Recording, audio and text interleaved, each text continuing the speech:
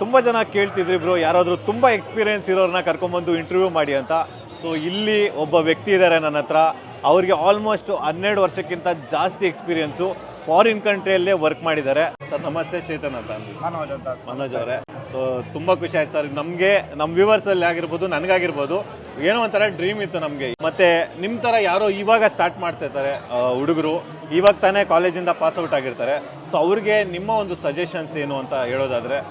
ನಾನು ಒಂದು ಟೈಮಲ್ಲಿ ಸ್ಟೂಡೆಂಟ್ ಆಗಿ ನನಗೂ ಫಾರಿನ್ ಹೋಗಬೇಕು, ಕಾಸಾಗುತ್ತೆ, ಅಯ್ಯಯ್ಯೋ ಲಕ್ಷ ಬೇಕು, ಕೋಟಿ ಬೇಕು, ನಮ್ಮಂಥ ಮಿಡ್ಲ್ ಕ್ಲಾಸ್ ಇವೆಲ್ಲ ಆಗುತ್ತಾ, ಇವೆಲ್ಲ ಡೌಟ್ಸ್ ಇರುತ್ತೆ. ನಾನು ಹೇಳೋದು ಭಾಳ ಸಿಂಪಲ್ ಸಜೆಷನ್, ಭಾರಿ ಹೈ ಲೆವೆಲ್.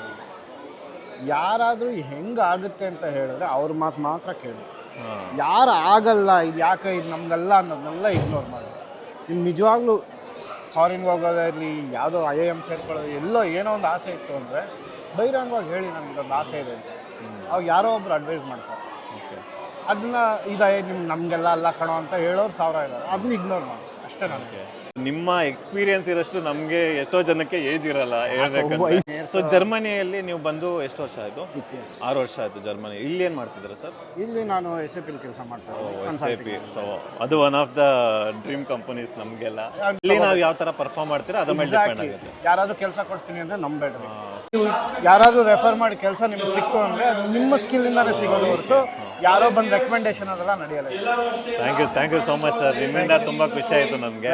ಸೊ ನಂತರ ಎಷ್ಟೋ ಜನ ಡ್ರೀಮ್ ಇಟ್ಕೊಂಡಿರ್ತಾರೆ, ಅವ್ರಿಗೆಲ್ಲ ಒಂದು ಮಾರ್ಗದರ್ಶನ ಆಗಿರುತ್ತೆ. Yes, it's all small steps. ಹನಿ ಹನಿ ಗುಡಿದ್ರೆ ಹಳ್ಳ. Thank you so much. All right sir, thank you. Bye.